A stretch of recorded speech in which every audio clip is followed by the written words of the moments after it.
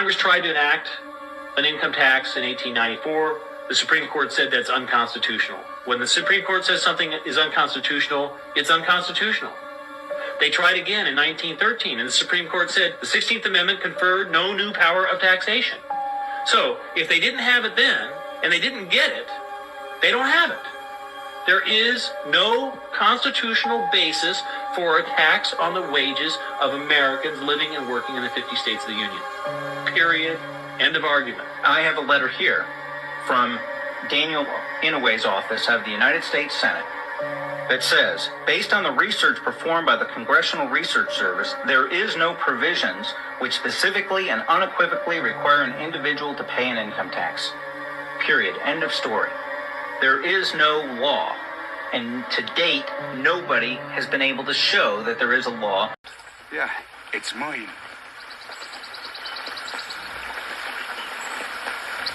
You're a madman.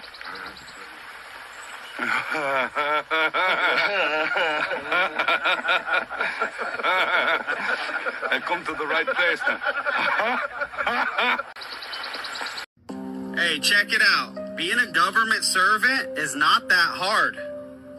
I'm going to show you in the law what the main object of all government is. Section 35. Objective of government. That the sole object and only legitimate end of government is to protect the citizen in the enjoyment of life, liberty, and property. And when the government assumes other functions, it is usurpation and oppression. Government's sole job is to protect the enjoyment of your life, liberty, property. That's the law, period. Any other function is usurpation and oppression. So here's a few examples of usurpation and oppression. Government taxing your life, liberty, property. That would be considered oppression. Oppression. The misdemeanor committed by a public officer who, under color of his office, wrongfully inflicts upon any person any bodily harm, imprisonment, or other injury. An act of cruelty, severity, unlawful exaction, or excessive use of authority. An act of subjecting to cruel and unjust hardship. An act of domination. See coercion, cruelty, threat. Oppressor. A public officer who unlawfully uses his authority by way of oppression. Government overextending jurisdiction into the rights of the people. That would be considered usurpation. Usurpation, the unlawful encroachment or assumption of the use of property, power, or authority which belongs to another. An interruption or the disturbing a man in his right and possession, the unlawful seizure or assumption of sovereign power. The assumption of government or supreme power by force or illegally, in derogation of the Constitution and of the rights of the lawful ruler. Usurpation for which writ of prohibition may be granted involves attempted exercise of power not possessed by inferior officer.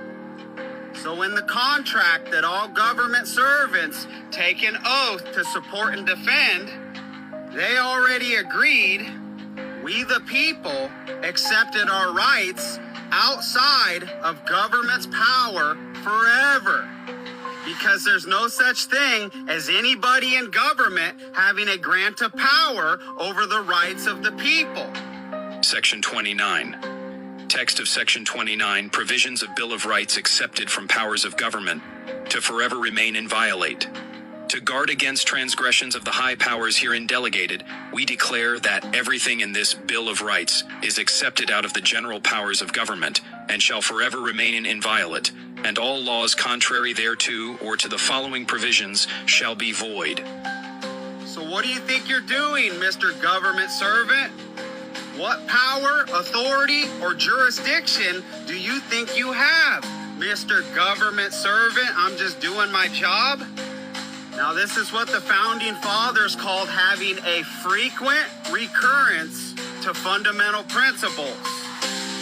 Who has all power and why are governments established? And it's very simple.